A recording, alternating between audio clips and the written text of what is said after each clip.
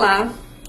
Vocês sabem que o efeito da observação é muito importante. Nós, pais responsáveis, temos que levar nossos filhos ao dentista, mas muitas vezes, se vocês observarem esse caso aqui, a anatomia favorece esse tipo de cárie.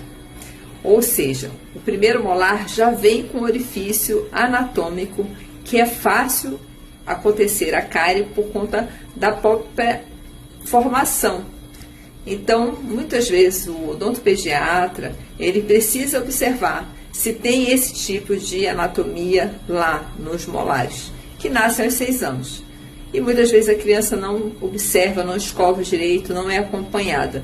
Por esse motivo é tão importante a observação, a escovação dos pais, supervisionada sempre, até os 10 anos. E mais importante ainda, levar ao dentista para ver se está tudo bem. Um abraço.